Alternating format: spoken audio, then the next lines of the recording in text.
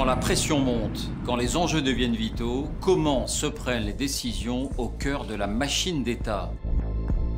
En janvier 2013, la France déclare la guerre aux djihadistes qui menacent de conquérir le Mali.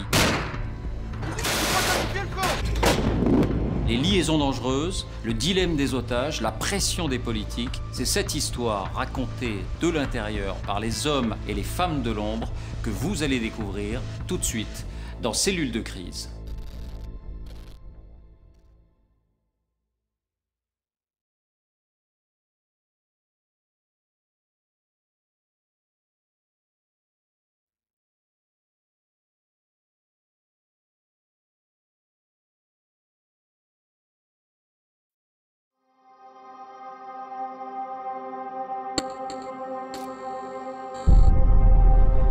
Le 11 janvier 2013, la France lance seule une offensive surprise au Mali. La France, à la demande du président du Mali, s'est engagée hier pour appuyer l'armée malienne face à l'agression terroriste qui menace toute l'Afrique de l'Ouest.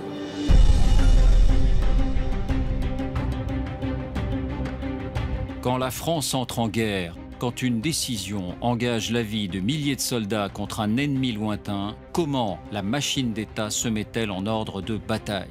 Le président a décidé qu'on allait y aller. Et il veut y aller vite, et il veut y aller fort.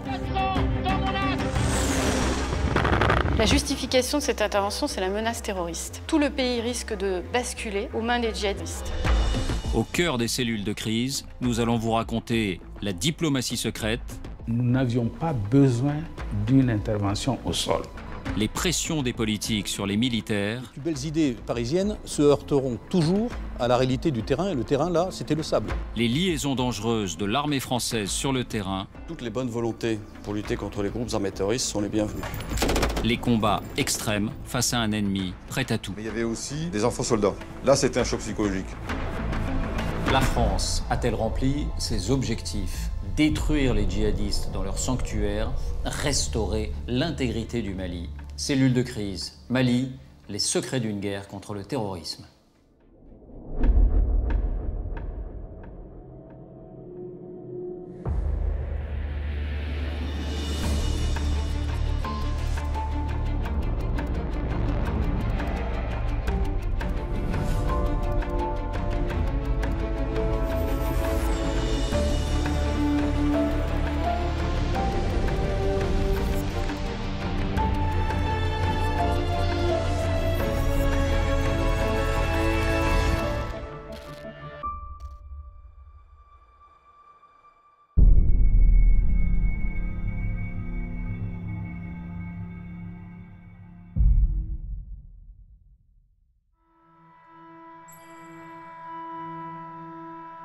La première alerte est donnée à Creil, par des opérateurs de la très secrète direction du renseignement militaire. Sur leurs écrans, des balises localisent les téléphones satellites de chefs djihadistes au Mali, à 5000 km de là.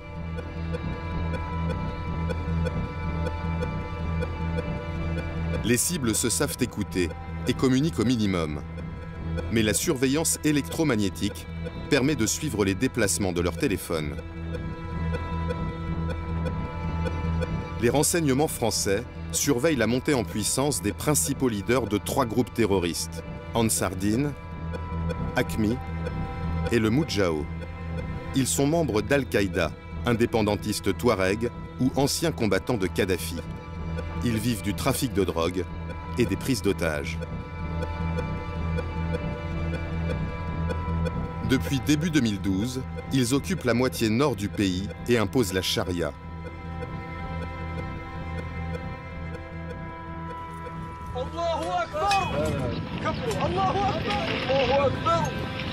Ces images de destruction des mausolées de Tombouctou font le tour du monde. Ce message est envoyé à la France, aux États-Unis et à tous les pays de l'OTAN. Leur dire que les Moudjahidines sont prêts à l'offensive à n'importe quel moment. Pour la première fois, ces groupes jusque-là autonomes sont en train de s'allier. Ils sont estimés à plus de 1500 combattants.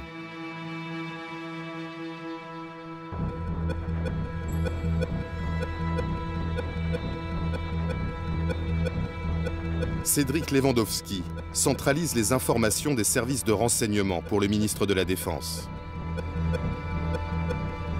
Tout un faisceau de présomptions nous permettent d'être tous les jours un peu plus convaincus qu'il se passe quelque chose et que ces mouvements-là, qui n'étaient pas censés dialoguer les uns avec les autres, sont en réalité en train de planifier quelque chose.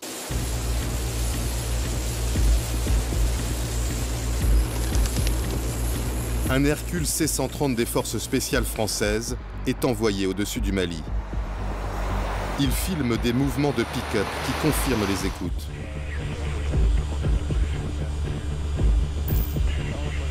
Des combattants djihadistes convergent vers le sud, menaçant la capitale, Bamako. On a du renseignement avec des caméras au-dessus de cette colonne, relativement haut pour ne pas être visible du sol, et qui nous a permis de dire à nos autorités politiques et militaires, si on ne fait rien maintenant, il sera trop tard après.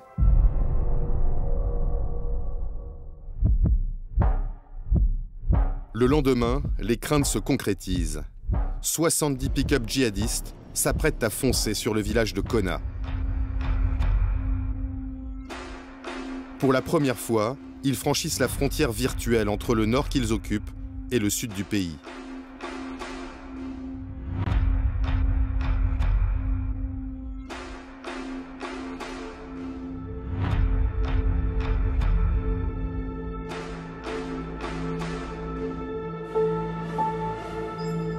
Ce même jour, dans le Loiret, François Hollande présente ses vœux aux militaires.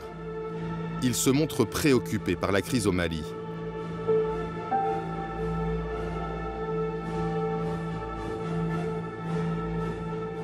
Le terrorisme, cette forme de barbarie qui a déclaré la guerre à toutes les civilisations, a pris racine dans le Sahel et dans le nord du Mali. Le Conseil de sécurité, à notre initiative... Mais le chef des armées réaffirme la ligne tenue depuis des mois. C'est à la communauté internationale d'intervenir. La France, avec l'Union européenne, participera à la formation des forces armées. À la fois celle du Mali et celle des Africains. Officiellement, la France n'interviendra pas à la place des Africains.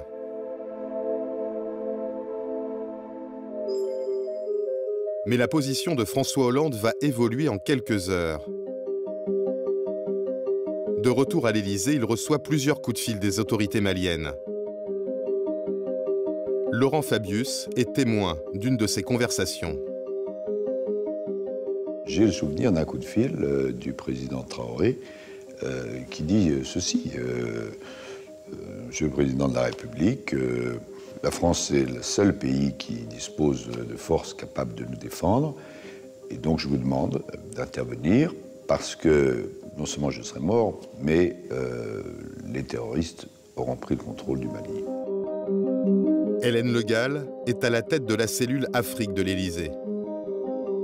Depuis des mois, le président prépare avec les chefs d'État de la région une force africaine, mais il faut du temps. Ce qui va se passer sur le terrain, le regroupement de tous ces djihadistes, en fait, va précipiter les choses et va obliger à une intervention beaucoup plus rapide, beaucoup plus robuste. Et ça, seul un pays comme la France pouvait le faire.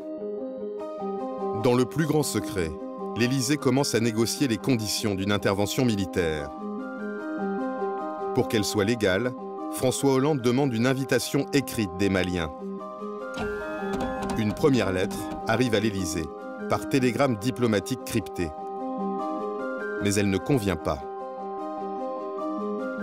Cette lettre du président malien Traoré, la voici, elle ne fait pas référence à l'ONU. Oui, et c'est un problème parce que la France veut absolument intervenir dans le cadre de la légalité internationale. Et pour ça, elle a besoin que les Maliens adressent aussi leur appel à l'aide à l'ONU. Et il y a une autre difficulté sur cette lettre, elle est trop précise. Elle fait référence à une intervention aérienne immédiate. Or, le 9 janvier, la France est convaincue qu'elle devra intervenir au sol parce qu'elle pense que l'armée malienne en pleine débâcle n'est pas capable de faire face à l'avancée des pick-up djihadistes. Et donc cette lettre limiterait la marge de manœuvre de l'armée française. Cette lettre demandait une intervention militaire rapide, une intervention aérienne. C'est précisé, une intervention aérienne. nous n'avions pas besoin d'une intervention au sol, parce que l'armée malienne était quand même prête à poursuivre les terroristes au sol. Et du coup, Kounda Traoré demande un appui aérien dans sa première lettre. Il pense que ça va suffire pour stopper l'avancée des djihadistes. Et deuxièmement, il est, je pense, assez réticent aussi à une intervention militaire complète sur le sol malien. Et Kounda Traoré et les autorités maliennes sont assez crispés sur ce sujet-là. Les conseillers ministériels français planchent sur les modifications qu'ils vont demander aux Maliens. En fait, on leur donne les termes de la lettre qui nous conviendraient et on échange avec les autorités maliennes qui nous refont une lettre dans la même journée où le Mali demande officiellement le soutien militaire de la France. Ces tractations diplomatiques restent secrètes. Publiquement, il n'est toujours pas question de lancer une action militaire au Mali.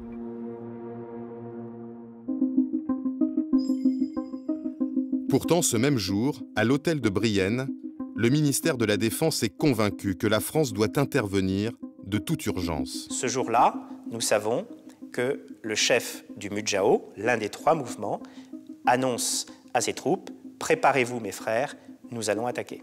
Imaginez qu'Al-Qaïda prenne le contrôle du Mali, dispose d'un État en soi, s'installe, ça veut dire avoir une base arrière, installer des usines de fabrication d'armement.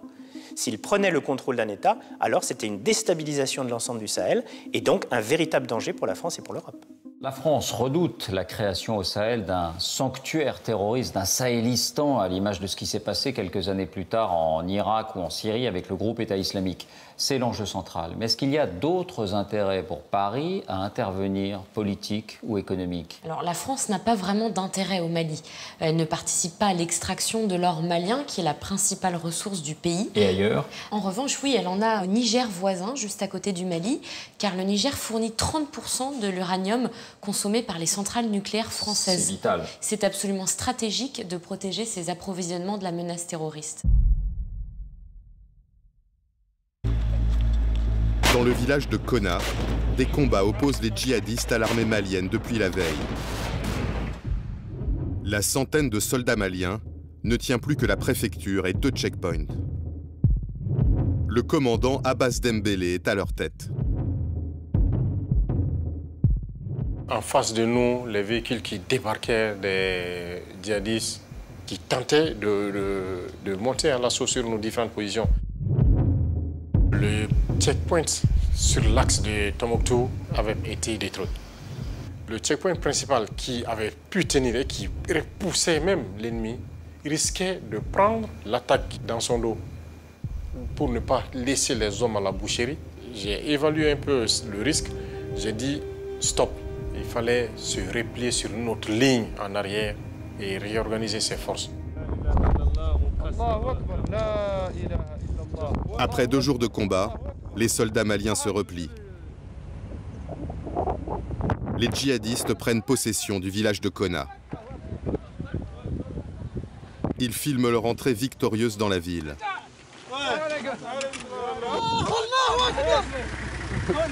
Ils s'emparent des armes, des munitions, des blindés abandonnés par l'armée malienne.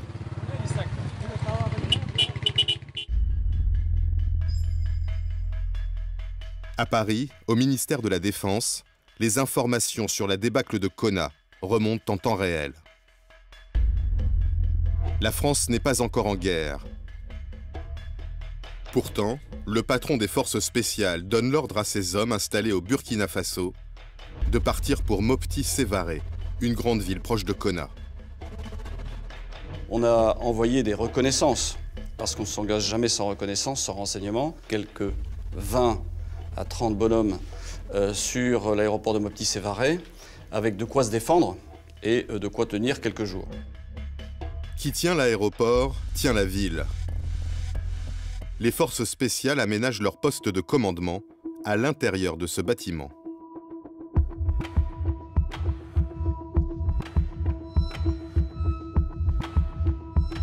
Là, on a un appui conséquent. C'est un démultiplicateur de force. Leur nombre importe peu, mais chacun des éléments de cette force a plusieurs capacités. Ce ne sont pas des soldats ordinaires. Ces hommes des forces spéciales interviennent pour des missions délicates, sur des terrains où la France n'est pas présente officiellement. Ils opèrent discrètement depuis 4 ans, dans la région du Sahel. Sur place, ils s'appuient sur le responsable de l'aéroport. Ils sont venus, ils me disent, bon, ne courez pas des journalistes, pas d'autres personnes. Nous, c'est toi seul qu'on reconnaît à l'aéroport. N'importe quelle personne qui doit rentrer doit passer par toi et tu nous informes. La nuit tombée, des renforts continuent d'arriver. Une centaine d'hommes qui ne passent pas inaperçus.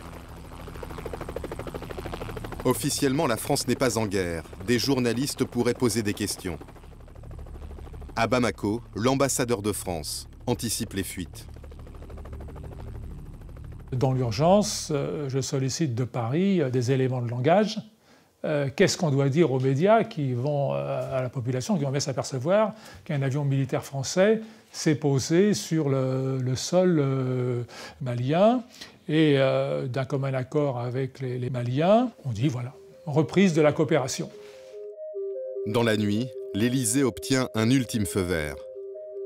Le Conseil de sécurité des Nations Unies appelle à aider l'armée malienne. La France a un cadre légal, des forces sur place. Elle peut intervenir.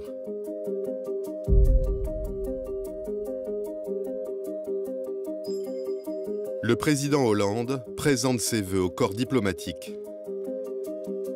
Monsieur le Président de la République. La veille, il affirmait encore que la France n'interviendrait pas au Mali.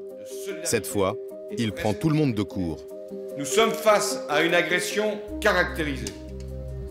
J'ai donc décidé que la France répondra aux côtés de nos partenaires africains à la demande des autorités maliennes.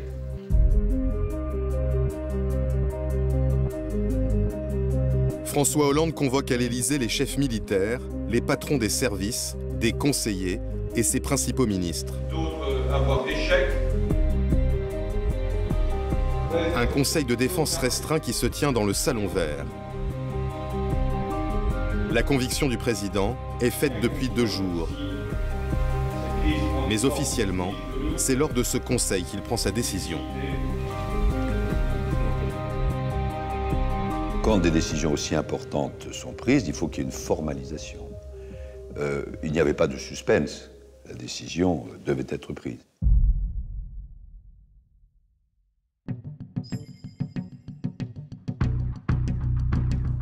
Dès la fin du Conseil de défense, le chef d'état-major des armées rejoint un bunker enfoui sous le boulevard Saint-Germain. Le CPCO, le Centre de planification et de conduite des opérations, va mettre en œuvre les ordres de François Hollande. Le président a décidé qu'on allait y aller. Voilà. Et il veut y aller vite, et il veut y aller fort. On est vraiment là dans l'opération coup de poing qui vise à donner un signal extrêmement fort à la fois à la communauté internationale et à la fois à l'ennemi que la fête est finie et que l'engagement de la France va être extrêmement fort et brutal. Dans la cellule de crise, une trentaine d'officiers de tous les corps d'armée, des agents du renseignement et des forces spéciales. Ils planifient les opérations en amont et les suivent en temps réel. Respect, mon général. Voilà, je vous appelle pour le capitaine de vaisseau Pierre Vendier déroule immédiatement un scénario mis sur pied depuis des mois. On avait dans notre coffre une sorte de liste de courses en se disant si la guerre commence, voilà ce qu'il faut faire. Par exemple, comment utiliser les troupes qui sont en Côte d'Ivoire. Et donc on connaissait parfaitement le délai qu'il fallait pour les troupes en Côte d'Ivoire pour aller au Mali. Une fois que le CEMA dit on y va, je sors ma liste de courses, je réunis mon équipe et je leur dis ok, c'est parti. La cellule de crise mobilise les bases françaises d'Afrique de l'Ouest. À N'Djamena, une unité de 50 hommes reçoit l'ordre de partir en urgence pour le Mali.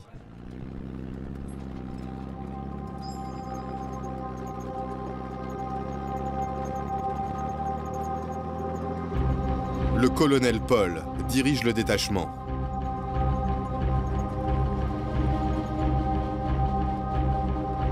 C'est à la fois une surprise parce que on ne s'attendait pas à intervenir sur le Mali. Le président avait dit qu'il ne comptait pas déployer des forces au Mali. En même temps, un certain enthousiasme d'avoir été choisi pour faire partie de cette aventure.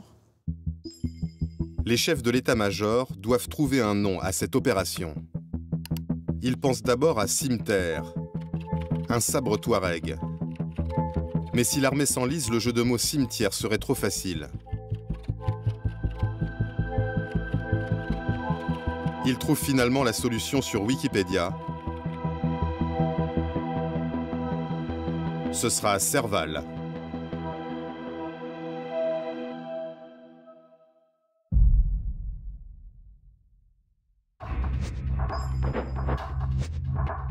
Les forces spéciales sont pour l'instant les seules en mesure de mener les combats.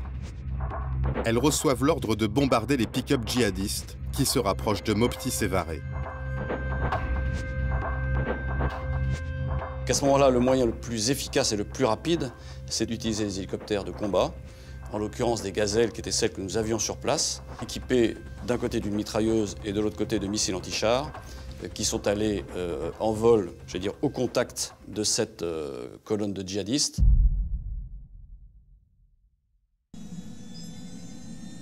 Moins de 2h30 après la fin du Conseil de défense, 2 gazelles décollent de Mopti Sévaré. Dans chaque appareil, 2 hommes du 4e régiment d'hélicoptères des forces spéciales de Pau. Le terrain est plat. Les gazelles ne peuvent pas utiliser le relief pour approcher discrètement. Une caméra embarquée dans l'un des appareils a filmé l'intervention.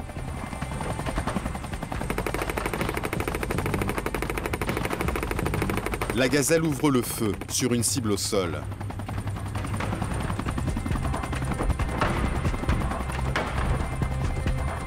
Sous le nuage de poussière, l'ennemi est détruit. Mais des djihadistes dissimulés sous les acacias répliquent. Les 2 hélicoptères sont touchés. La première gazelle doit se poser en urgence. Un soldat est blessé. L'équipage sera récupéré, l'engin brûlé par les Français. Je préfère détruire la gazelle définitivement de façon à ce qu'elle ne puisse pas être utilisée en termes de propagande contre nous. Pour dire, regardez, c'est un hélicoptère français, c'est nous qui l'avons détruit. L'autre appareil reprend la direction de l'aéroport. Mais à bord, le lieutenant Damien Boiteux est gravement blessé à l'aine.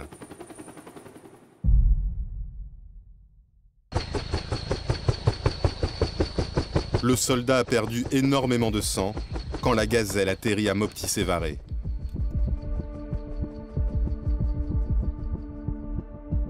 Le chef du contingent de force spéciale me dit ah, Doucouré, tu viens vite. Ils sont venus avec un blessé grave. C'était horrible à voir, vraiment. 4h30 après la décision du président Hollande, le premier soldat français décède. Je l'ai mis dans mon bureau, qui était à côté, climatisé. À 21h15, il y a un Cessna qui vient d'embarquer le corps et le blessé. L'avion a décollé de Mopti vers 21h30 pour Paris.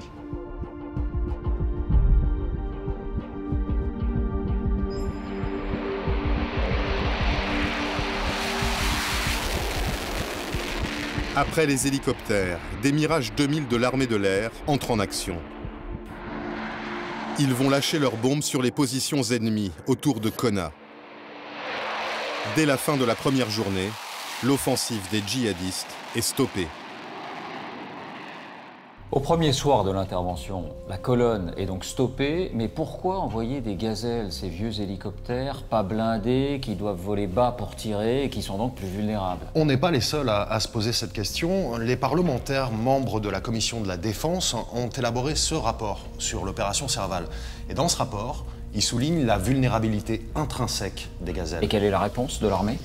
Eh bien, le général Gomard, qui est le patron des forces spéciales, lui, il assume son choix. Pour lui, c'est l'urgence qui prime. Il faut arrêter les djihadistes le plus rapidement possible. Et ces gazelles qui sont positionnées au Burkina Faso sont à seulement 2h30 de Konna. Mais en fait, il y avait une autre possibilité parce qu'en 2013, la France dispose de Mirage 2000 qui sont basés au Tchad.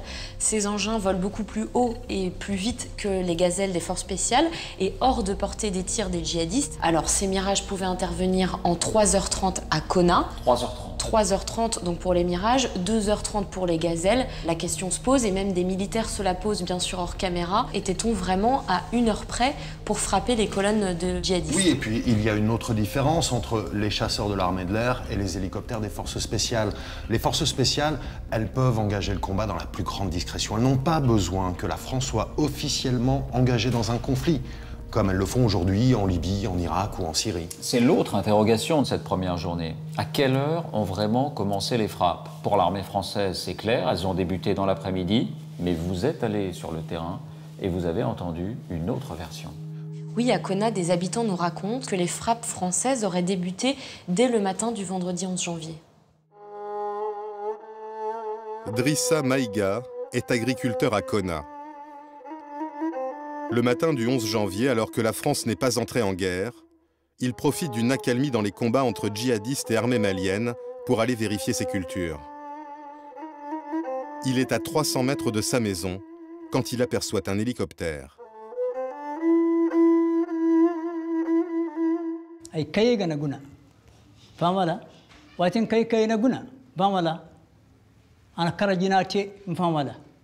ana kara hinkanto te famala kul yamma kayega na guna nti bora kana chabayana de mujahidune kango arrondissement ora ina tire fo. Drissa Maïga retourne vers sa maison et constate qu'elle a été touchée, dit-il, par des tirs d'hélicoptères français. Wati diana yeko ne ko fare ay kubi kayekat ay ke kaka sawana kan aga layani famala aminata bu adama bu zainabu bu aliyu bortaci ay ni kurgari kan dogori mana banyuti dogori ku dogori ndribu ay go jiri way gunda hera famala mali madu ande panda ay karlan tambarane mali madu ande panda ngare he ay go jiri way gunda hera fam donc wala goy hunde ho ay zaru bero kan go yana ngata adama kinewi. Sur place, d'autres témoins racontent des frappes de l'armée française dès le matin du vendredi 11 janvier. Les hélicos de combat faisaient cap sur Konna. Un hélico de combat avec des missiles, avec des mitrailleuses. Tout le monde sait ce que ça fait, c'est pas pour aller patrouiller. À partir du 11 déjà au matin, il y a eu des bombardements ou des frappes des hélicos français sur les résiduels ennemis qui se trouvaient déjà encore à Konna. Les autorités françaises maintiennent leur version. Il n'y a eu aucune frappe d'hélicoptère avant le déclenchement officiel de la guerre, le vendredi après-midi, ni aucune victime collatérale. Très clairement, là-dessus, je peux être tout à fait définitif. Les premières frappes ont lieu à 16h via le détachement des forces spéciales. Il n'y a pas de frappe avant la décision du président de la République qui est prise pendant le Conseil de défense qui, lui, se tient à 11h30 à l'Élysée. Deux versions s'opposent. Celle des Maliens, celle des Français, qui démentent tout dommage collatéral. 3 ans après, où en est-on? Alors depuis 3 ans, la famille Maïga, qui affirme que 4 de ses membres ont été tués, ne se résigne pas. Elle cherche à obtenir réparation auprès des autorités françaises. Alors elle s'est par exemple tournée vers l'ambassade de France à Bamako ou vers des bases militaires françaises au Mali. Mais après toutes ces démarches, elle s'est finalement vue opposer par un procureur malien ce document. Alors c'est un SOFA. C'est en français un accord sur le statut des forces militaires. Il est signé entre la France et le Mali et précise notamment le statut juridique des soldats français lorsqu'ils interviennent sur le sol malien. Ça signifie que quand la France entre en guerre, elle signe des contrats. Effectivement, et ce contrat prévoit toutes sortes de choses, toutes bêtes et très concrètes, comme par exemple que les soldats français ont le droit de conduire avec leur permis français sur le sol malien. Mais il y a aussi un article, pour le coup, là, qui m'a davantage étonnée. C'est l'article 9, qui dit que la partie malienne prend à sa charge la réparation des dommages causés aux biens ou aux personnes, y compris lorsque la partie française en est à l'origine. Autrement dit, si la France tue des civils, par exemple lors de raids, elle n'est pas juridiquement responsable. Non, la famille Maïga ne peut pas se retourner contre la France pour obtenir réparation. Elle ne peut se retourner que contre l'État malien. Exactement, c'est le Mali qui doit prendre à sa charge toutes les indemnisations, même si la famille Maïga arrivait à prouver que les Français sont responsables de ces frappes. Et qu'a-t-elle obtenu? Alors pour l'instant, la famille Maïga n'a rien obtenu.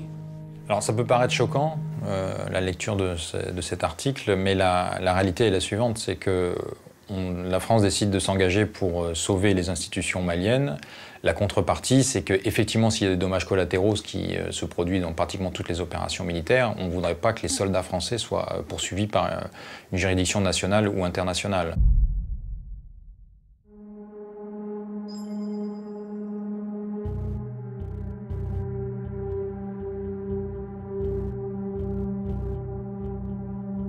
Jean-Yves Le Drian n'a pas fermé l'œil de la nuit. Dans quelques heures, il doit faire devant la presse un bilan des opérations au Mali.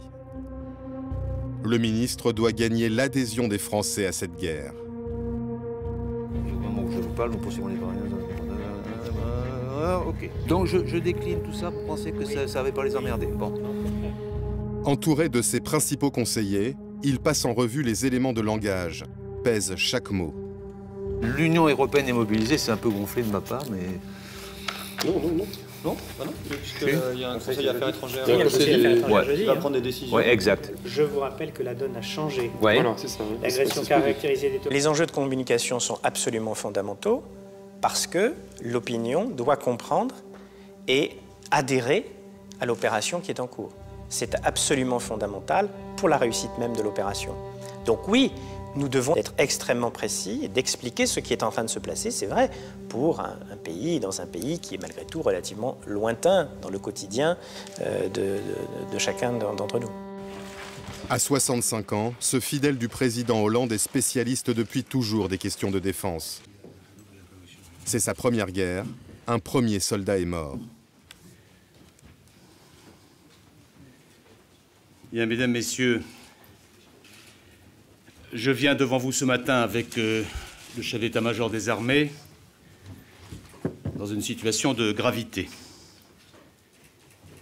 La France est engagée dans un combat sans merci contre le terrorisme où qu'il se trouve.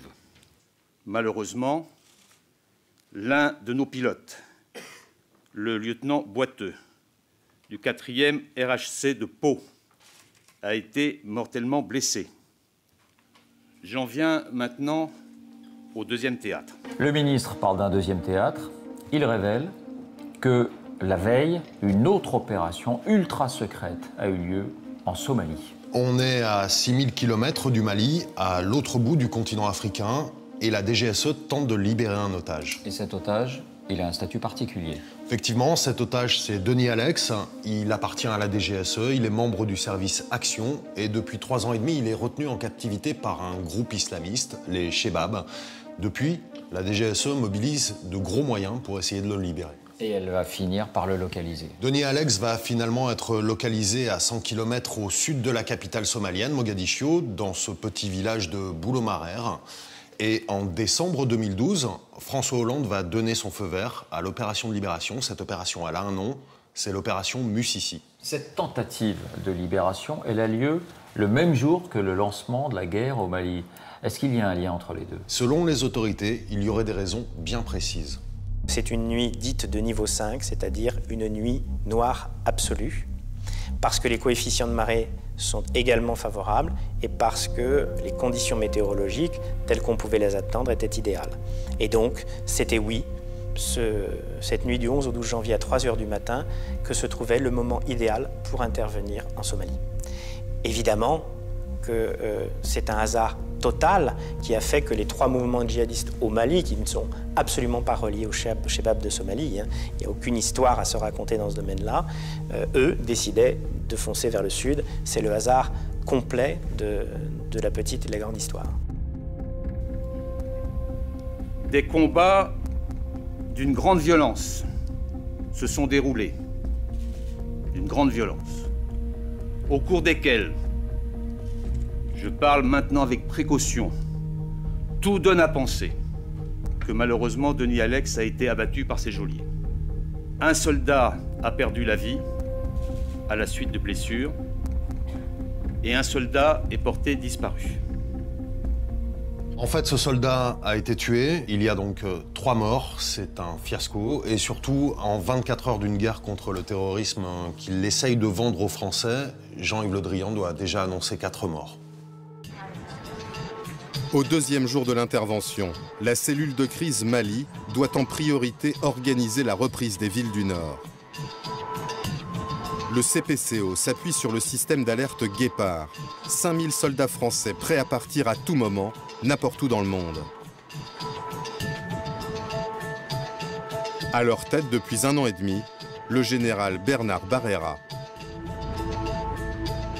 Je reçois un coup de téléphone du CPCO, donc de Paris, me disant « Attention, on va déclencher l'alerte Guépard, donc apprête-toi à mettre tes unités en place ». Je rejoins tout de suite mon PC qui était à quelques centaines de mètres de mon domicile, à Clermont-Ferrand, et j'appelle mes 5 colonels en disant « Pour l'instant, on ne sait pas quelles unités, mais on est dans du réel, et apprêtez-vous à partir et à prévenir vos capitaines pour qu'ils préviennent eux-mêmes leurs soldats ». En quelques heures, les premières unités sont prêtes à partir. Elles quitteront la France au bout de 2 jours.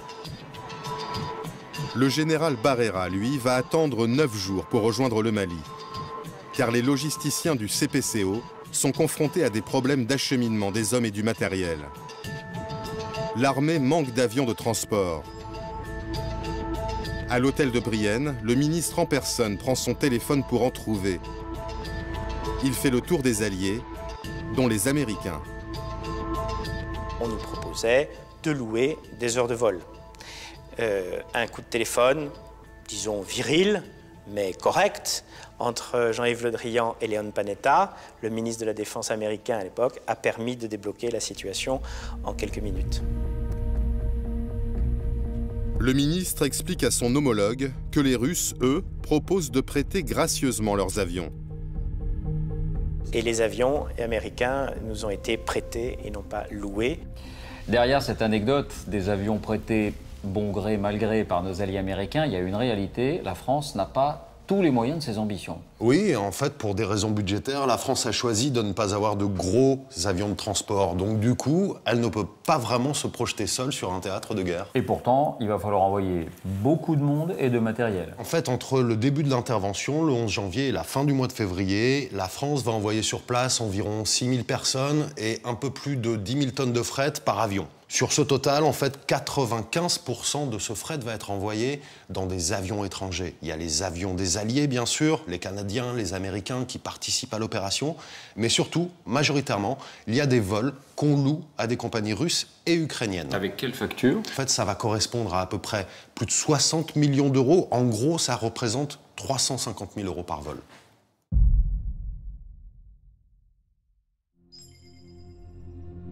Après les premières frappes pour arrêter les pick-up, le CPCO veut détruire les bases arrières des djihadistes, dans le nord du Mali.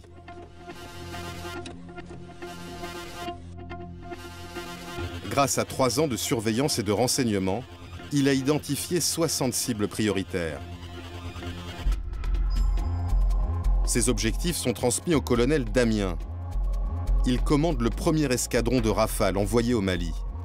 Ce sont des postes de commandement des groupes terroristes dans la région de la boucle du Niger, au centre du Mali. Et ce sont des dépôts logistiques, des dépôts de carburant, des dépôts de munitions. Et ce sont également des camps d'entraînement des groupes terroristes.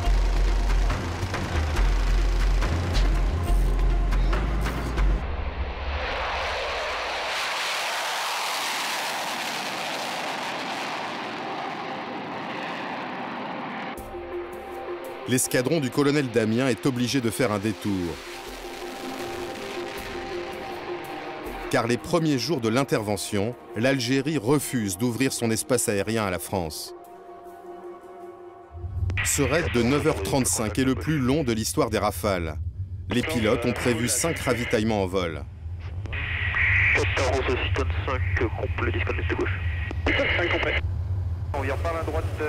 En milieu d'après-midi, ils larguent leurs 24 bombes sur la région de Gao. Combien de temps encore? 7 secondes.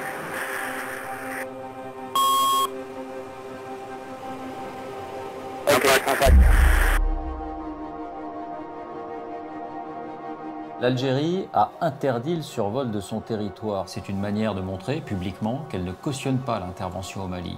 Pourquoi? Pour des raisons de politique intérieure. Les autorités algériennes ne sont pas mécontentes de montrer à leur opinion publique qu'elles tiennent tête à l'ancien colonisateur français. Et puis, Alger entretient une relation complexe avec les groupes djihadistes. C'est-à-dire? Eh bien, il ne faut pas oublier que les principaux responsables d'AQMI, Al-Qaïda au Maghreb islamique, sont d'origine algérienne. Ce sont les héritiers des GIA, ces fameux groupes islamiques armés qui semaient la terreur dans l'Algérie des années 90. Alger, surtout, ne veut pas se les mettre à dos. Et hors caméra, des conseillers ministériels ont été très clairs.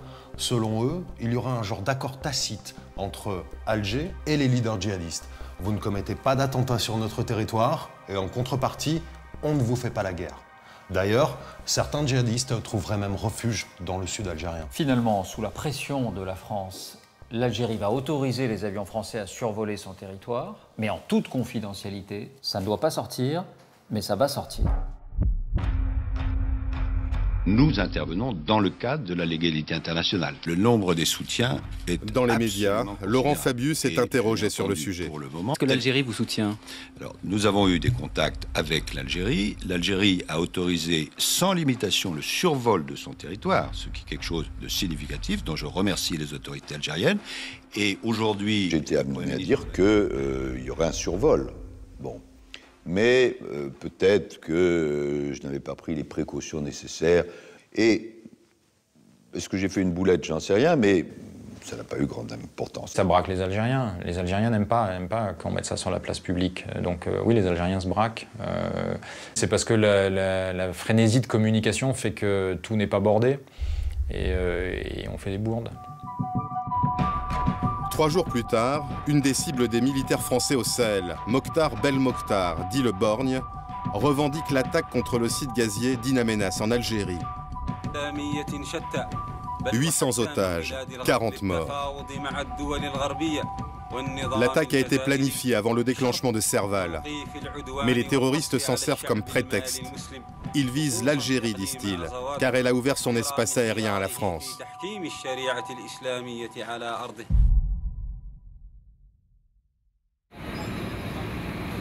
Le colonel Paul et 900 hommes, les premiers arrivés sur le terrain, sont toujours cantonnés à l'aéroport.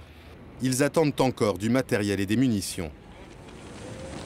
Seule une compagnie de 140 soldats fait route vers le nord pour prendre le relais des forces spéciales. Elles n'ont pas cessé d'avancer. Leur mission, empêcher les djihadistes de gagner du terrain.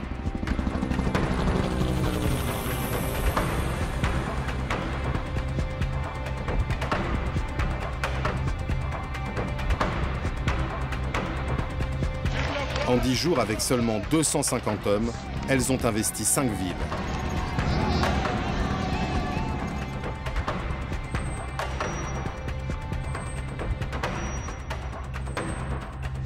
C'est quand même une drôle de guerre. Si on a bien compris, au 10e jour de l'intervention, seules les forces spéciales mènent les combats, 250 hommes, pas plus. Oui, ça peut paraître incroyable, mais il faut dire que les forces spéciales sont particulièrement adaptées à ce genre de conflit, dans lequel l'ennemi est très mobile, il fuit, et surtout, elles ont une supériorité technologique. C'est-à-dire? Alors vous allez le voir sur cette vidéo tournée par l'armée, qu'on a fait décrypter par un ancien de ses soldats d'élite. C'est la vidéo d'une opération. Exactement. On aperçoit des commandos au sol. Ils sont en train de s'approcher d'un buisson.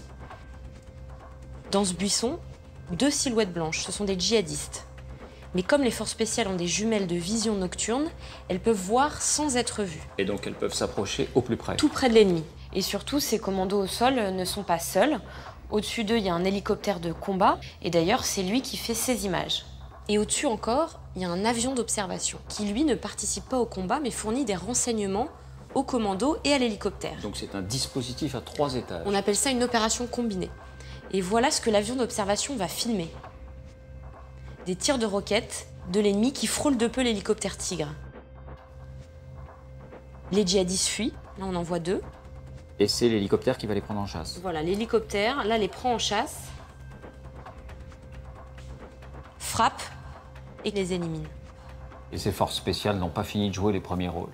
Et non, car l'état-major va confier à ces forces spéciales la prochaine étape stratégique de cette guerre.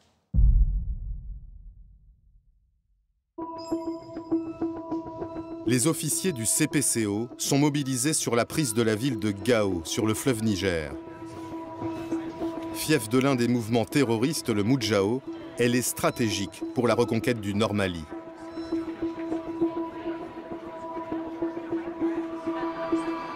Dans notre idée, c'est partir de Sévaré Mopti, aller prendre Gao, puisqu'il y a un pont, le seul pont en dur qui traverse le Niger, et puis de remonter vers la frontière au nord du Mali pour empêcher les djihadistes de s'enfuir vers l'extérieur, vers le Niger, vers l'Algérie, etc.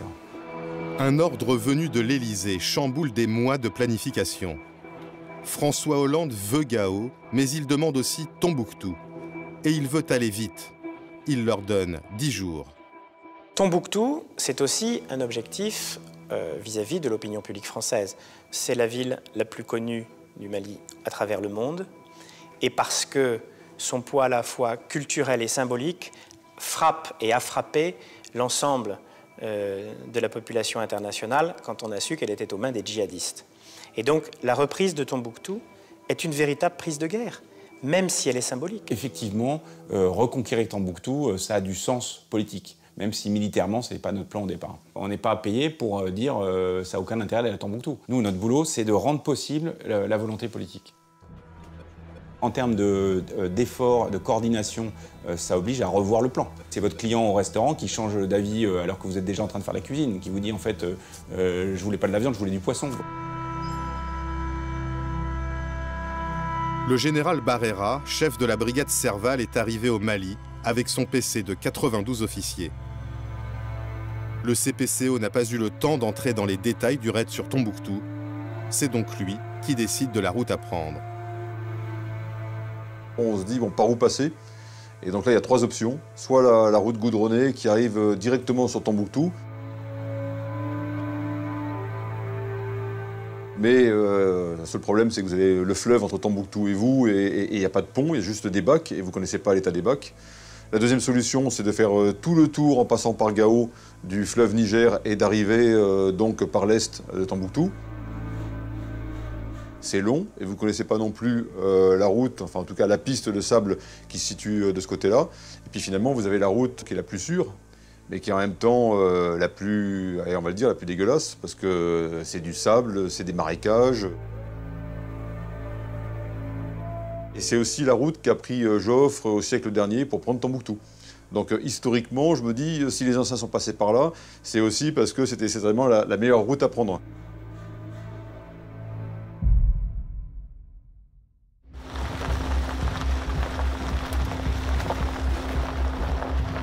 Une colonne Serval quitte Bamako. 400 hommes et 130 véhicules pour un raid de 1000 km à travers le désert.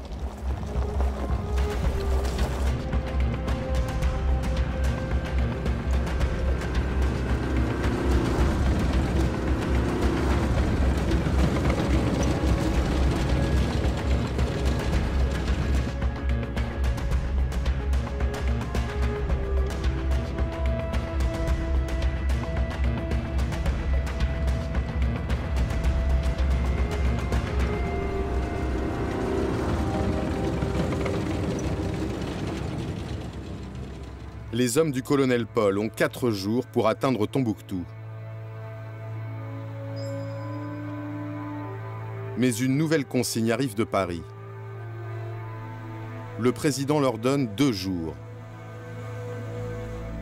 Il faut encore accélérer. Le président suit les opérations chaque jour pour voir où en sont les différents déplacements, les avancées de l'armée française sur le terrain. Et donc, il insiste à chaque rencontre avec les responsables militaires ou du ministère de la Défense pour aller vite.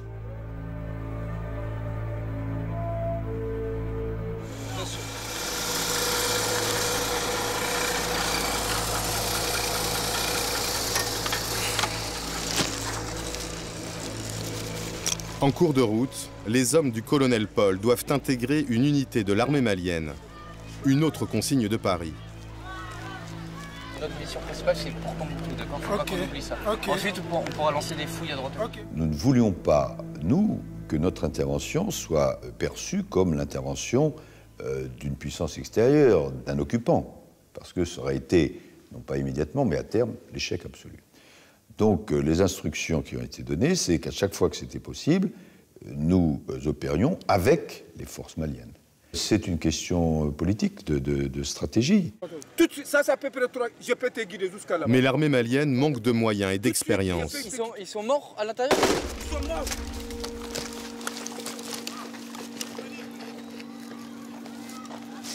Un soldat malien s'est malencontreusement tiré une balle dans le pied en retirant son arme. Putain. Il faut que tu dises à tes hommes de faire attention à ça. Même tout de suite, j'ai parlé de ça. Enlevez-la, s'il te plaît. Enlevez-la, s'il te plaît. Et là, on a perdu presque 1 heure pour savoir ensuite ce qu'on allait faire de ce blessé. À ce moment-là, le chef doit prendre une décision. Donc un seul blessé, c'est blessé malien. Le soldat malien est confié à un hôpital local. La colonne reprend sa route.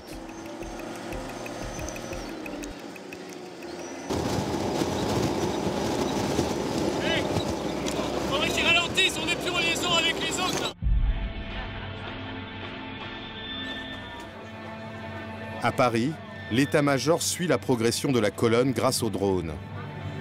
À l'arrière, les véhicules logistiques les plus lourds s'enlisent. L'Élysée s'impatiente. J'aurais été ravi d'ailleurs que les penseurs stratégiques de certains cercles parisiens soient venus m'encourager de leurs conseils. J'aurais été ravi qu'ils viennent aussi avec moi pour comprendre que le terrain commande. Le terrain commande. Les plus belles idées parisiennes se heurteront toujours à la réalité du terrain, et le terrain, là, c'était le sable. L'objectif présidentiel de prendre simultanément Gao et Tombouctou le lendemain est hors d'atteinte.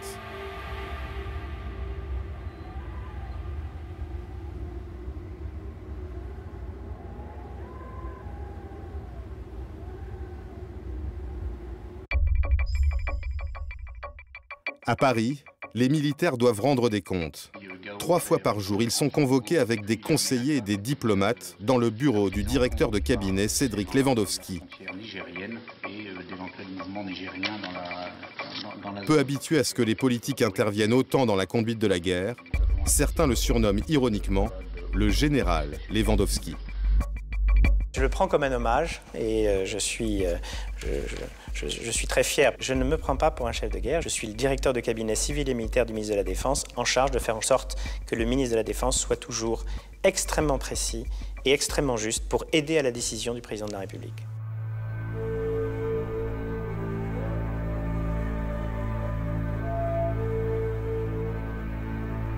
Au 15e jour d'opération, les forces spéciales roulent vers la ville stratégique de Gao. 150 hommes très mobiles qui ont parcouru 400 km en 2 nuits. Sans attendre les renforts d'une colonne Serval partie de Bamako, ils reçoivent l'ordre d'attaquer les 2 points clés de la ville. Gao était assez compliqué parce qu'il y avait à la fois le pont sur le fleuve Niger et l'aéroport. Les deux étaient tenus par des groupes armés terroristes. Donc on a monté une manœuvre en même temps, prise du pont par le sol et par la route, prise de l'aéroport par les airs avec un posé d'assaut. Michel, 30 ans, commande une quarantaine d'hommes des forces spéciales chargés de prendre le pont à l'entrée sud de la ville de Gao.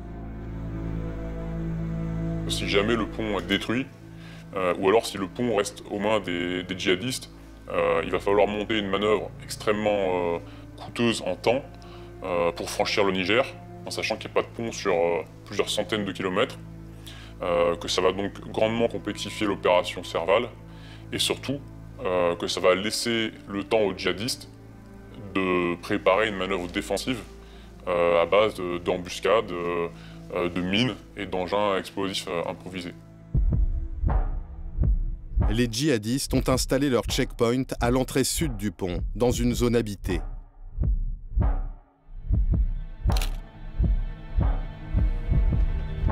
Pour les Français, des frappes aériennes au milieu de la population seraient trop risquées.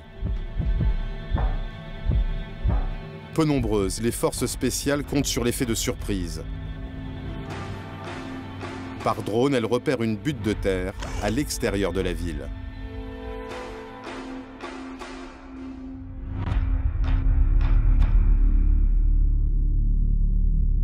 À 23 h, les forces spéciales se prépositionnent sur ce point haut. L'ennemi ne s'attend pas à un assaut aussi imminent.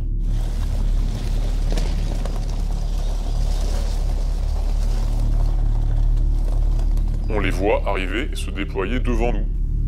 On est au maximum de nos capacités de vision. Le groupe d'assaut est en ligne. L'ennemi se comporte donc comme si nous n'étions pas là.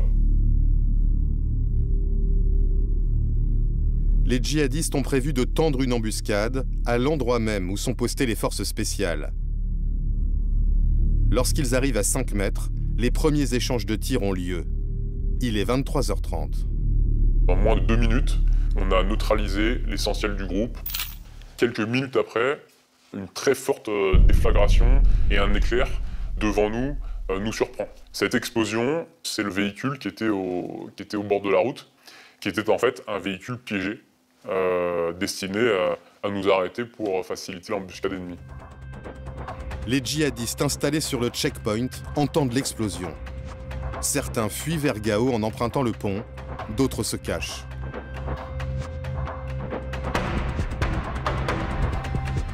Ensuite, il nous reste à progresser jusqu'au pont.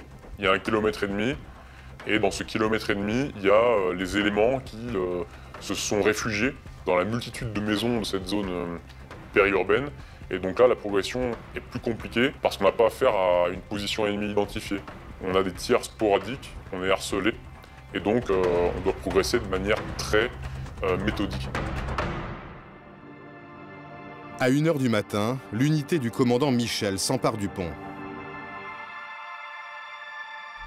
Cette même nuit, malgré des véhicules qui obstruent la piste, un avion des forces spéciales se pose sur l'aéroport. Sans même couper ses moteurs, il débarque un commando et repart aussitôt. L'aéroport est pris sans résistance. En tant que patron des forces spéciales, je n'ai pas voulu rentrer dans la ville. Pourquoi? Parce qu'on rentrait dans une autre forme de combat et qui n'était pas le mien. Moi, j'étais en mesure de prendre rapidement le pont et l'aéroport et ensuite d'attendre que des forces, j'allais dire, plus conventionnelles et plus lourdement équipées puissent venir pour tenir le terrain. Sur le front de Tombouctou, à la date imposée par Paris, les véhicules de tête du colonel Paul sont encore à 200 km de la ville. Le convoi s'étend sur une centaine de kilomètres. Le retard s'accentue. Les véhicules sensables et les véhicules logistiques qui sont extrêmement lourds s'ensablent 2 fois plus.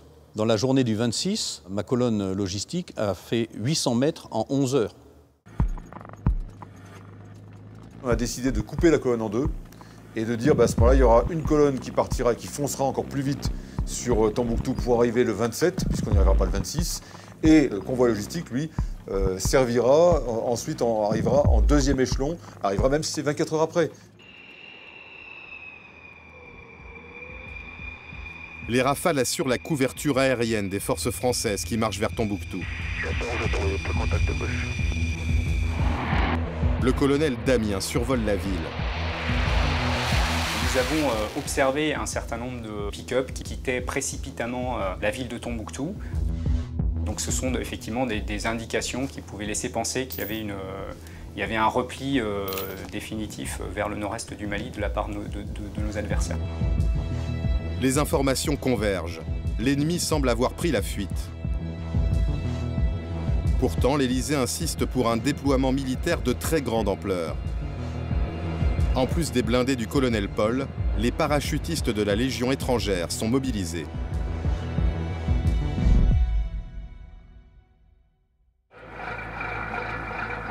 Le 27 janvier à 23 h, les blindés du colonel Paul s'apprêtent à prendre l'aéroport de Tombouctou. Oui, personne de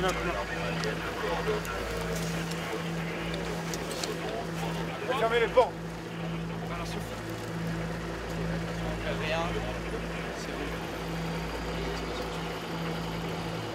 Accord, on a reçu pour coordination entre Au même moment, 246 parachutistes sautent sur la ville. L'un des 2 drones dont dispose l'armée au début de cette guerre a été réquisitionné spécialement pour filmer l'opération. Ces images seront distribuées aux chaînes de télévision.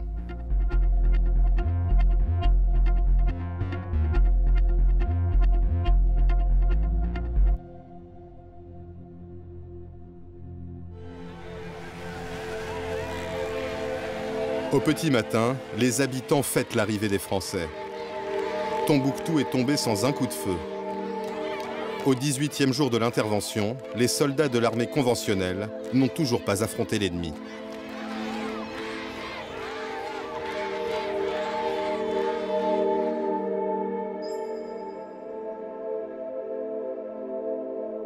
À Paris, Jean-Yves Le Drian arrive à l'Élysée pour un entretien avec le président.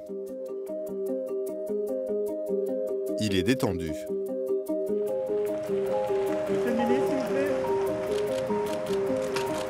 La ville de Tombouctou est tombée, on a fait des parachutages cette nuit et les forces françaises et maliennes tiennent Tombouctou. Et vous venez lui annoncer? Je lui ai déjà prévenu ce matin, cette nuit. Bon, bah, tu féliciteras aussi les militaires, hein, donc... Non, oui, je trouve. La manœuvre était bonne. Malgré les... Oui. Euphorique, François Hollande veut se rendre à Tombouctou dans les 48 heures. Son cabinet lui demande 5 jours pour organiser le voyage en toute sécurité.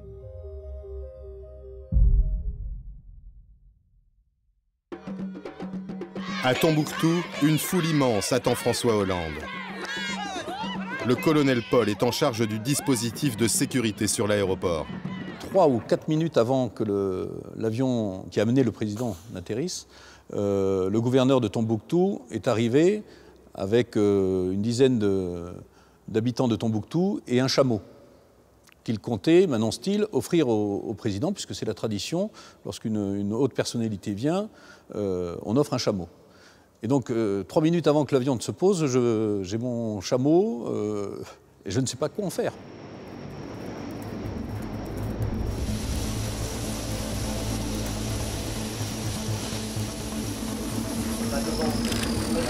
Aux côtés de François Hollande, le président malien Traoré, suivi des ministres Jean-Yves Le Drian et Laurent Fabius. C'est pas le chameau qui pose des problèmes sécuritaires, c'est tous les gens qui vont entourer le président au moment où il se voit offrir le chameau. Donc, au niveau sécurité, il va falloir prendre ça en compte.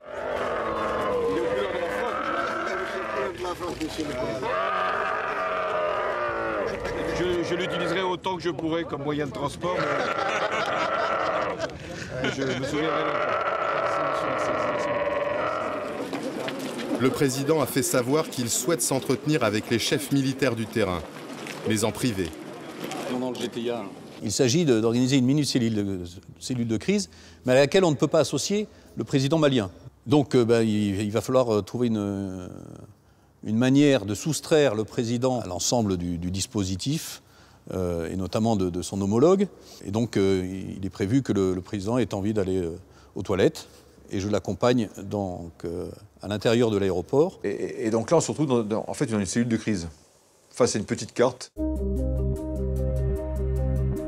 C'est le seul moment où j'ai un contact en tant que chef tactique avec le chef politique, qui est le chef des armées.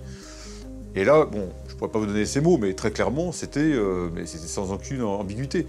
C'était bravo pour ce que vous avez fait honneur à la France, et maintenant, je vous demande de continuer, de trouver l'ennemi, et si vous le trouvez, de le détruire. François Hollande fait la tournée des monuments symboliques de la ville, ceux qui ont été ciblés par les djihadistes. Et ça, c'est à leur portée, ça, dans les retraites, ils se sont pris à mettre du feu là-dedans. Le président termine son voyage à Bamako. Il y est accueilli en héros. Nous étions là, nous entourions le président de la République. Et juste en face de nous, il y avait un écriteau qui était ça, que j'avais en face de moi. Alors, il y avait marqué « Merci à Papa Hollande et au tonton Le Drian et Fabius. C'était juste en face de moi. Sur le moment, c'est assez indicible. Bon, c'est plus simple que ça, on se dit qu'on a été utile. Sur la place de l'Indépendance, François Hollande prononce un discours dont une phrase va devenir célèbre. Et moi, je veux ici vous dire que je viens sans doute de vivre la journée la plus importante de ma vie politique. Cette phrase, c'est lui qui l'improvise au moment du discours. Je crois qu'il est gagné par l'émotion qui est visible sur l'ensemble des participants et en particulier la foule de Bamako qui lui témoigne beaucoup d'affection à ce moment-là. L'enthousiasme des Maliens vis-à-vis de François Hollande sera de courte durée.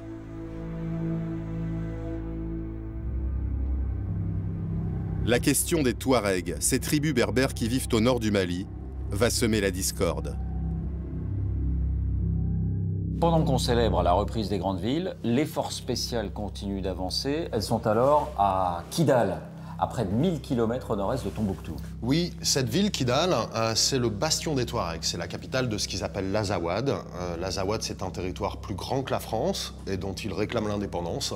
Ça fait 50 ans que des combats meurtriers, en fait, opposent les autorités de Bamako aux indépendantistes Touaregs. Et là, une question délicate va se poser pour les Français à propos d'un de ces groupes Touaregs, le MNLA. Absolument, le MNLA, le Mouvement National de Libération de l'Azawad. En fait, en 2012, le MNLA, ce mouvement, s'allie avec les djihadistes pour chasser l'armée malienne de tout le nord du pays. Et puis les alliances vont se retourner, les djihadistes vont eux-mêmes chasser le MNLA du pouvoir, les anciens alliés deviennent ennemis. Et lorsque Serval débute, le MNLA propose d'aider les Français. Mais c'est un mouvement sulfureux. Oui, ils ont été proches des djihadistes, ils recrutent des enfants soldats selon l'ONU, mais la France va accepter l'aide proposée par le MNLA, sans le dire officiellement à ce moment-là, au titre d'un vieux dicton, les ennemis de mes ennemis sont mes amis. Le MNLA propose d'aider les Français, mais il pose une condition. L'armée malienne ne doit pas entrer dans Kidal. Les Français doivent venir seuls. À l'ambassade à Bamako, Christian Rouillet est catégorique. Il ne faut pas se compromettre avec les rebelles Touaregs. Pour nous, la principale menace est AQMI et la mouvance djihadiste. Et pour les Maliens, c'est le MNLA qui est la première menace. Pourquoi? Parce que c'est le MNLA qui a lancé l'offensive et c'est le MNLA qui conteste l'unité du Mali. Donc c'est ce que j'essaye d'expliquer à Paris en disant « Attention, il faut éviter de se compromettre avec le MNLA ». Mais le Quai d'Orsay passe outre les recommandations de l'ambassadeur. Les choses ne peuvent pas toujours être d'une limpidité absolue. Bon, ce qui est les mouvements terroristes, nous refusons de travailler avec eux. Mais il y a des personnes qui sont dans une situation un peu intermédiaire, et là, le rôle de nos services, c'est d'essayer de les amener du bon côté. Quelques semaines après la reprise de Kidal, l'ambassadeur Christian Rouillet, qui s'est publiquement opposé à la collaboration avec les rebelles Touaregs, sera démis de ses fonctions.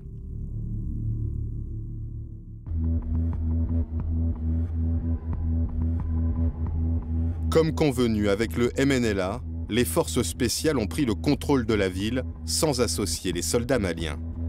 L'armée malienne n'a pas réellement pris possession de Kidal comme ailleurs, parce que l'armée française s'est interposée. Alors il faut qu'on nous explique. Il faut qu'on nous explique. Moi, je suis militaire. Mon combat était de neutraliser les groupes armés terroristes. Donc toutes les bonnes volontés pour lutter contre les groupes armés terroristes sont les bienvenues. Cette région est celle des Touaregs, qu'ils connaissent bien mieux que les forces spéciales françaises qui arrivaient et qui n'avaient jamais été, pour certaines d'entre elles, dans cette partie du monde. Donc il fallait dialoguer avec eux. Les forces spéciales ne se sont pas contentés de dialoguer avec le MNLA. Et non, au Mali, nous avons rencontré un combattant MNLA. Il est Touareg, originaire de Gao, et il a été enrôlé par les djihadistes quand ceux-ci ont pris la ville de Gao. Puis il a changé de camp, il s'est allié au MNLA. Et il vous a raconté des choses qui ne figurent pas dans l'histoire officielle. Fin janvier 2013, quand les forces spéciales entrent à Kidal, ce combattant MNLA va proposer ses services aux forces spéciales et ils acceptent. On a collaboré avec les Français, on a partagé la ville ensemble. Moi, je suis un guide. Je suis avec le capitaine Eric là. Il fait partie des forces spéciales. Je travaille avec eux, on me paie par jour même. Chaque jour, on me paie 25 000 francs CFA. Qui est-ce qui vous paye? Eric. C'est l'armée française? C'est l'armée française, ouais, qui me paye. Quand on sort, même à Kidal, on est ensemble toujours. On fait toutes les missions ensemble. Malgré le soutien de combattants touaregs, la traque de l'armée française piétine. Les grandes villes du Nord ont été reprises, mais l'ennemi reste invisible. La surveillance aérienne et les missions de repérage sur le terrain ne donnent rien. Après 4 jours, la seule chose qu'ils ont vue, c'est un gardien de chèvre et un âne. On se dit, mais voilà, la guerre est finie, il n'y a plus de djihadistes. Où est-ce qu'ils sont partis? Ils sont tous évaporés. Le temps qu'on a consacré à Tombouctou, c'est celui qu'on a perdu dans cette course. On a arrêté de courir derrière les bandits, du coup ils sont échappés. Donc il y a un peu cette frustration. Est-ce qu'on va réussir non seulement à libérer le pays, mais aussi à détruire l'ennemi? Et pour détruire l'ennemi, il faut le trouver. Et donc nous nous trouvons dans ce qu'on appelle, nous les militaires, le brouillard de la guerre. Le général Barrera envoie les parachutistes de la Légion étrangère quadriller le nord de l'Adrar des Iforas.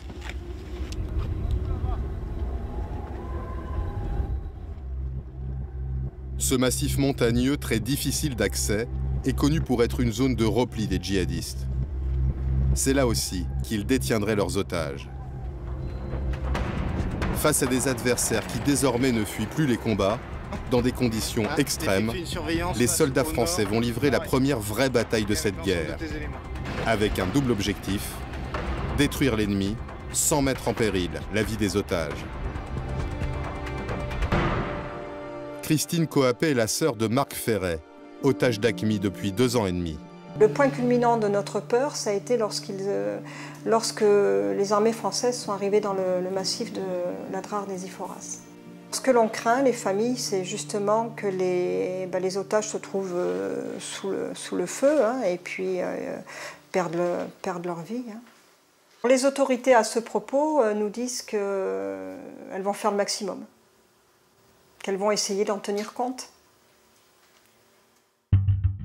Pour le CPCO qui coordonne les opérations, l'ordre est très clair. À aucun moment les otages sont pris dans le tempo des opérations. Le renseignement sur les otages, il interviendrait éventuellement en nous disant vous n'allez pas vous occuper de tel endroit, vous ne faites pas des frappes à tel endroit parce qu'on suspecte qu'il y a des otages. Et ça n'arrive pas, ou en tout cas si ça arrive, je ne l'ai pas vu. La force Serval prépare la bataille de l'Adrar des Iforas depuis la base de Thessalite.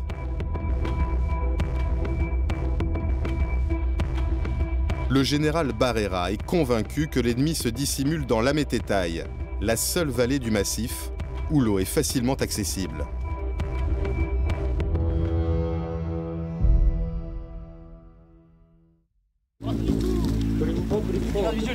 Allez les gars, ça percute les enfants, allez en avant. Chacun se déplace.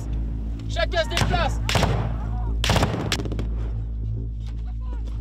Le 19 février, après 15 jours de recherche, l'intuition du général Barrera se confirme. Les premières unités qui commençaient à grenouiller dans l'Adrar des Ifogas sont tombées sur une grosse embuscade de djihadistes qui protégeaient l'entrée de la Matétaï. Donc là, on a eu des combats très durs avec notre premier mort. Donc on a compris que le nord était gardé. Dans ce guet-apens, le sergent-chef Harold Vormesel est tué.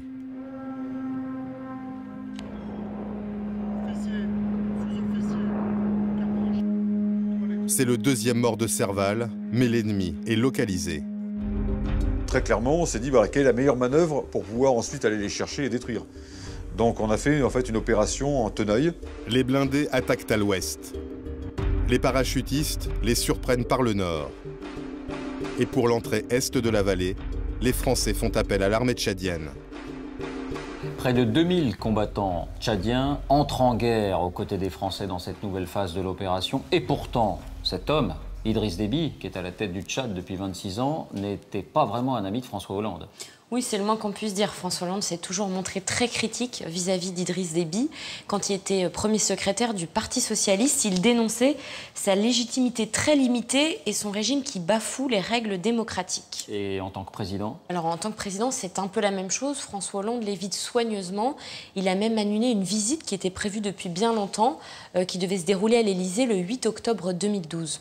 Le problème, c'est que quand Serval démarre, François Hollande, il est bien obligé de reconnaître que c'est lui, Idriss Déby, qui dispose de l'armée la plus puissante de la région. Du coup, en fait, il est un peu le seul à pouvoir l'épauler. Donc il redevient fréquentable. Oui, il redevient fréquentable et même, là, indispensable. Tous ceux qui étaient prêts à contribuer à cette lutte contre le terrorisme, le président était tout à fait d'accord pour qu'on travaille ensemble. Les Tchadiens ont une connaissance du terrain malien dans la mesure où il ressemble, par sa géographie, au terrain tchadien. Et donc, ils ont une expérience militaire importante de guérilla, de guerre sur ce type de terrain. La collaboration avec les Français, les Tchadiens vont la payer très cher. En une seule journée, à l'entrée est de la vallée de la Mététaille, 27 soldats tchadiens vont être tués et plus de 70 autres vont être blessés. Fin février, 2000 soldats français combattent dans la Drare.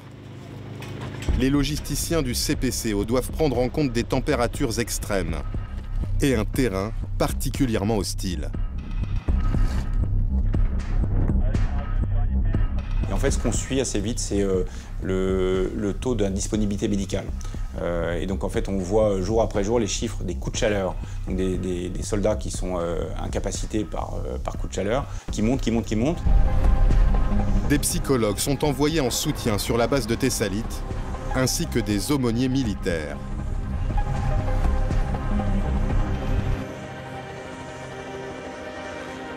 Jean-Jacques Danel est prêtre. C'est sa 3e opération extérieure. Je peux dire que je n'ai jamais senti autant de demandes de la part des militaires qu'en arrivant là-bas.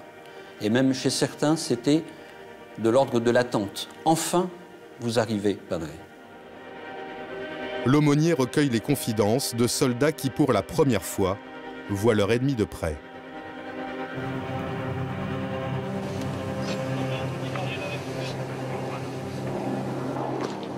Entendez bien, ok?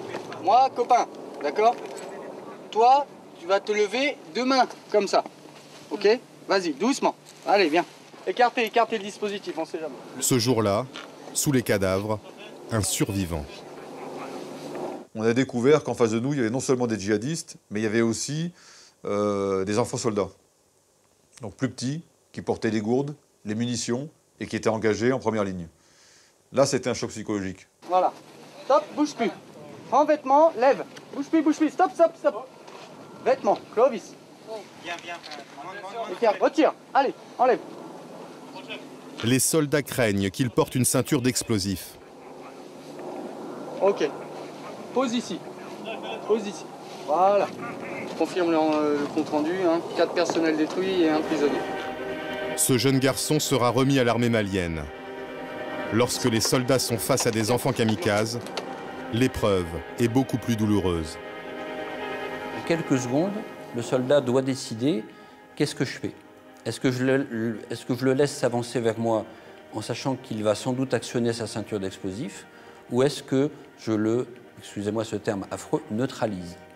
Alors j'ai un souvenir assez net voilà, d'un de ces militaires. Voilà, militaire, c'est voilà, un Polynésien, un type très costaud, très grand, et il était devant moi un peu comme un enfant. Parce que précisément, il avait dû tirer sur un enfant soldat. Et il m'a dit, Padre, je n'oublierai jamais ça de ma vie, parce qu'après, je me suis dit, ce gamin, il pourrait être mon fils, il pourrait être mon petit frère. Et après, il a rajouté, il faut que je vous le dise à vous, parce qu'une fois qu'on sera parti d'ici, je n'en parlerai plus jamais. Pendant les 3 premiers mois de conflit, l'armée française prend en charge 40 blessés psychologiques, presque autant que les 47 blessés au combat.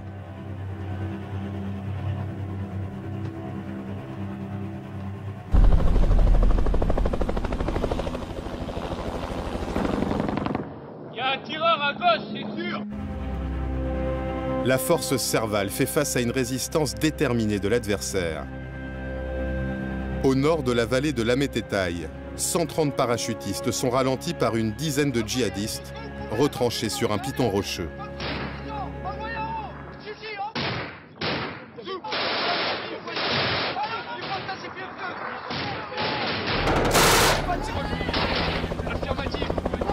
Deux assauts des Français sont repoussés.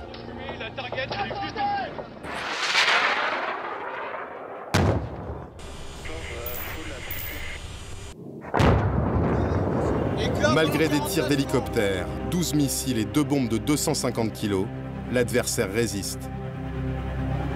Le caporal-chef Cédric Charenton, 26 ans, est mortellement touché à la tête.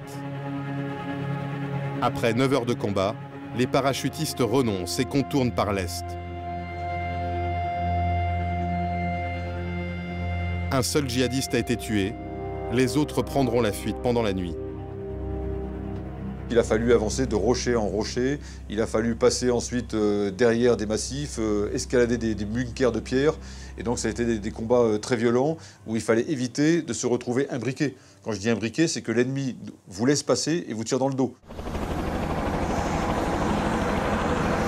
L'Adrar des Iphoras est reconquis pas à pas, au prix de frappes massives. 400 dans mon axe, 400 dans mon axe. Ok, c'est bon, visuel.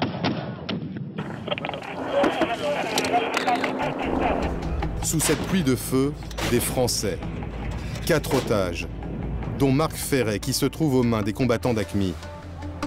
Des balles qui sifflent, des bombes qui vous tombent dessus, des hélicoptères qui vous tirent dessus. Ça tombe de partout, quoi. Donc, tu redescends, tu te déplaces sur la gauche, d'accord?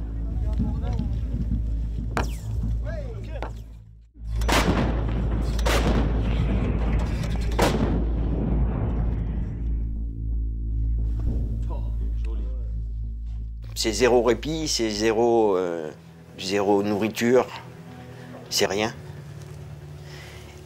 Et on était dans le groupe. Vêtus pareil qu'eux, avec un aspect physique identique à eux. Donc forcément, une cible potentielle pour tout militaire qui vient effectuer sa mission. Voilà. Vous faites partie du groupe qu'il faut éradiquer. Moi, je me suis dit, ben voilà, profite de l'instant qui est là parce que je pense pas qu'il y en aura d'autres. Les conditions de détention des otages vont encore se durcir. Jean fait partie d'une unité de renseignement chargée d'intercepter les conversations radio des djihadistes. Une mission confidentielle qu'il a accepté de raconter. Pour protéger son anonymat, nous avons reconstitué l'entretien. On était donc en poste à l'entrée d'une vallée, à écouter ce qui se passait. À écouter à côté de la vallée avant que le gros des troupes arrive pour faire le nettoyage. Et on avait une concentration d'émissions qui allait toutes vers le même indicatif, vers le même mec. Donc on a compris que c'était quelqu'un de plutôt important parce qu'il y avait plusieurs sonnettes, plusieurs individus qui parlaient qu'à un seul mec. La localisation probable d'un chef djihadiste remonte jusqu'au CPCO. Elle recoupe des renseignements de la DGSE.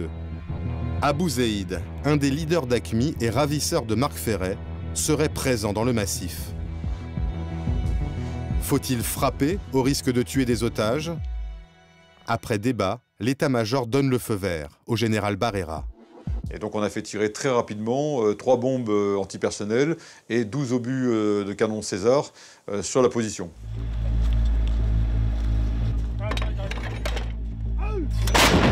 Il y a eu une première salve de tirs d'artillerie, si je ne me trompe pas, il y a eu aussi des avions qui sont passés.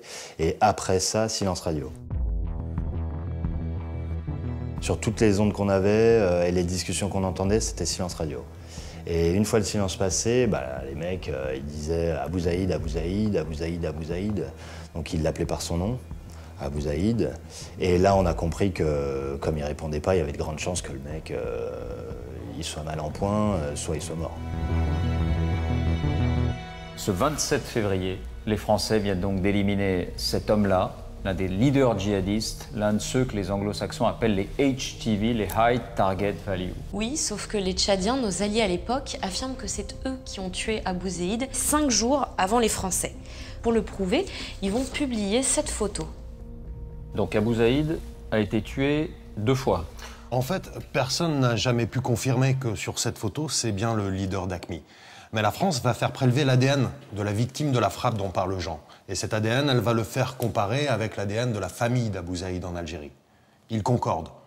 Mais pourtant, elle va attendre le mois de juillet pour confirmer la mort du leader terroriste.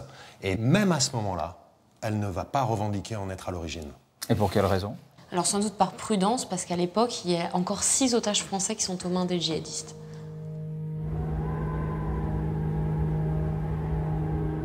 Après la mort d'Abou Zaïd, les ravisseurs parviennent à exfiltrer les otages de l'Adrar des Iforas, malgré les soldats français qui quadrillent le massif.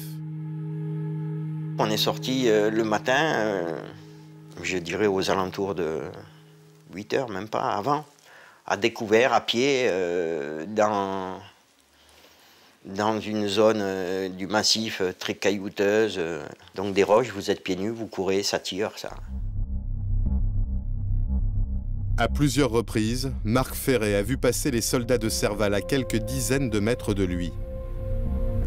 Il ne sera libéré que 8 mois plus tard, avec 3 autres otages contre rançon, après 1139 jours en captivité.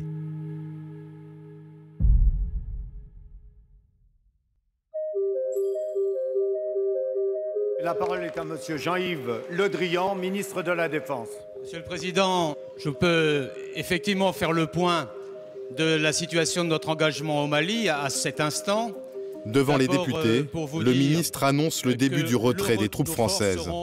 À moins de 4000 au début du mois prochain, à 2000 à peu près au courant de l'été. Il restera 1000 militaires français d'une manière un peu plus pérenne à la fin de cette année. Des soldats français continuent à ratisser l'Adrar, les zones de Gao et de Kidal. Mais après 13 semaines d'engagement, le ministère de la Défense considère que la reconquête du Mali est achevée.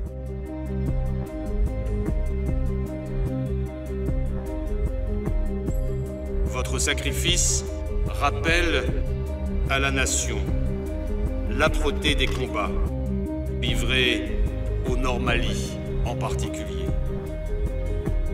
6 soldats français et 63 soldats maliens sont morts pendant ces 4 premiers mois d'opération. Près de 400 djihadistes auraient été tués, 300 faits prisonniers. Serval se prolongera jusqu'à l'été 2014 et se transformera en opération Barkhane, 3000 soldats français dans 5 pays du Sahel. Depuis, le nord du Mali est toujours instable. Les attentats continuent. Plus de 3 ans après la libération de Tombouctou, les djihadistes n'ont plus la capacité de renverser l'État malien, mais ils gardent une capacité de terreur.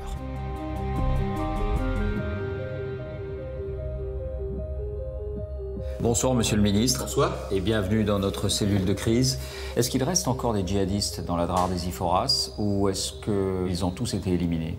Il y a encore des mouvements terroristes, mais ils sont d'une nature totalement différente par rapport à ce qu'on a connu en début 2013. Dans ce massif? Dans ce massif et en particulier sur les couloirs de circulation qui existent dans cette partie du Sahel.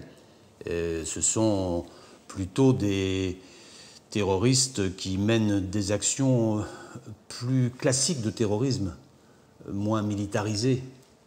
Lorsque l'opération Serval a commencé en janvier 2013, il y avait une véritable armée terroriste qui, avec des pick-up, plusieurs milliers de personnes qui descendaient sur Bamako. Là, nous avons affaire à des groupes beaucoup plus restreints. Combien sont-ils d'après vous? Peut-être quelques centaines au maximum.